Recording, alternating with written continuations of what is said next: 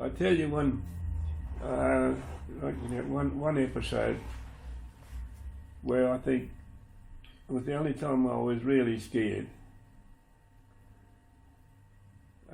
Jerry Bacon's crowd was involved in it. Their infantry company and their brigade was not far from Effick with a fast running stream, had a bridge over it. The sergeant got to the other side. The bridge was blown in the middle. One of the spans was blown out of the middle of the bridge. And they were more or less trapped on the other one side of the river with the opposing Japanese. And our mortars and artillery were on this opposite side. But the wounded were piling up on the banks on the other side. There was 15, 18 when we could see wounded all the carpet back along there. But we couldn't get them back. So Sergeant Shears and Sergeant Clark said, well, we'll fix the bridge. So we got no equipment in it, did it? Because that bloke started getting poles and trees, anything they get hold to span the gap of 15 feet, the broken gap. And we started to get that. And then by the afternoon, it was getting dark. And we're getting all these bits and pieces to try and span this bridge. And then everything was done. You had to lift up the log with ropes and sticks, you know. It was unbelievable, bloody work. Anyway, it was getting dark. And it wasn't nice there because the Japs were flying over us and the artillery and the mortars were flying up. Finally, you could hear this pop, pop, pop. And sometimes you heard a zap. And you knew that was only just missed you by that much. You heard the zap.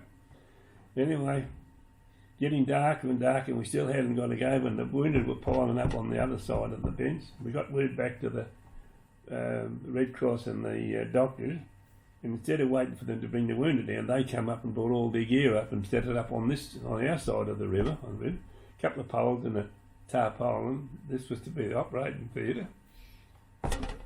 Anyway, it's getting dark and dark.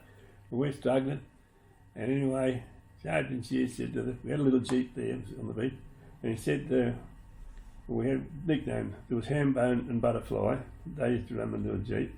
Because one had a big moustache and the other bloke used to get butterflies with the net. And so we petrol back to the headquarters in there and pick up all those steel planks, which you get. They used to have them for landing craft, like those steel plates sort of thing. Get as many as you can get of them. And get a lighting plant.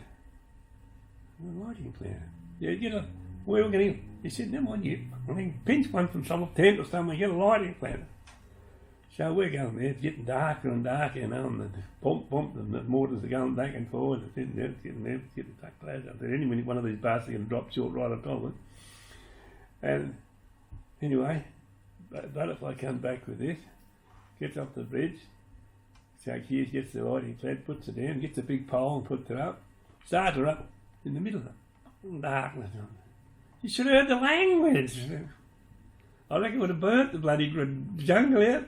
You stupid. What the fuck are we doing? We've got a circus light in the middle of the fucking...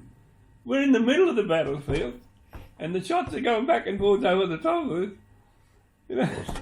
Anyway, we people working it. Any minute I expect one and get clopped, you'd hear someone hit with a sniper or something like that. And you could hear them going zap, zap over this way, and the bloody cough, cough, cough. You could hear them go and that. We're in the bloody underneath this fucking thing. Anyway, no, she's on everything. I'm packing the shit so I can have well and truly roll it. Anyway, we got the circus light going. We got the plates there, and we got the little jeep over, and then we got over, got the jeep over and started two winded at a time, back and forward, back over the thing. By the time the doctors had set up their operating there, couple of poles, the tent, half a dozen ammunition boxes in a blanket. That was the bloody operating table. Anyway, they got them all back over. There was 15, 18 we carried back. Oh, and some were really bad. One had your arm hanging off, another had a hole in his back you could put my hat in. Anyway, we got over there.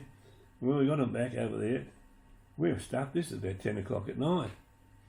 Anyway, the next thing the doctor sings out, anybody got blood, anybody got blood? No point, positive. Mine's positive blood, so I can give the blood to anybody. You know, go and give him the blood transfusion beside this bloke, and I'm pumped it in him, he pumped it out the other side.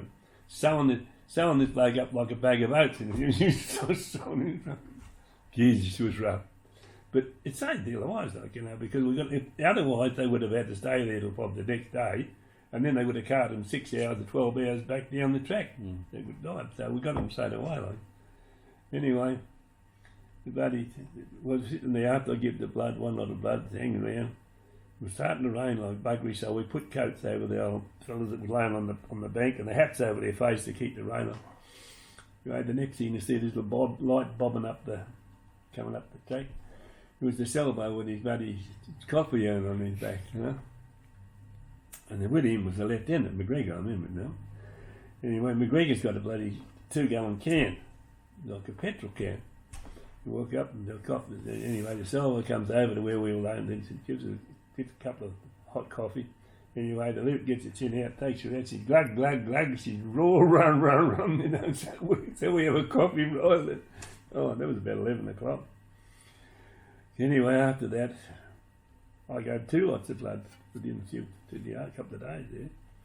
Anyway, I went back to where the old ground sheet I had for a cover for the night, and my mate that I used to sit, we used to have 2 together and just put 2 pieces together to make a little humpy, but he wasn't there. I didn't know why I fell asleep. The next morning the bad news come. My mate, he didn't make it. And then I had a job carrying the corporal out, Stewie Scriven from Terang. I had to carry him down. Oh, we lost the fucking one then. I'm bugging me dead if the loot didn't come up on there and said, you're not going up the front anymore. I said, what do you mean? He said, you're not allowed up the front anymore. Your brother had been killed. God, that was a big day. Yeah, it would have been, mate. It would have been. So after that, I wasn't allowed near the firing line, because that's the rule now. Is it? Okay. Yeah. But I'll never forget that night.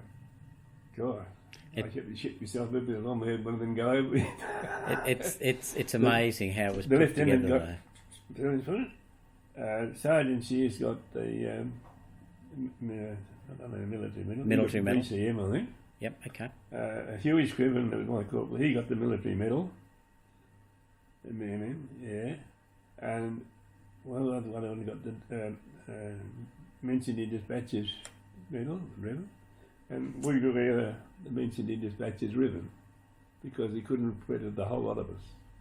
So I think there might have been a company citation for that up at Canberra. Be interesting to do some research on that, Len. So, but anyway, might just stop it there, and we can continue another day. But it's an incredible story that you have so many different stories, and that there, I can see how emotional you were getting, God. and I can understand that you lost your mate.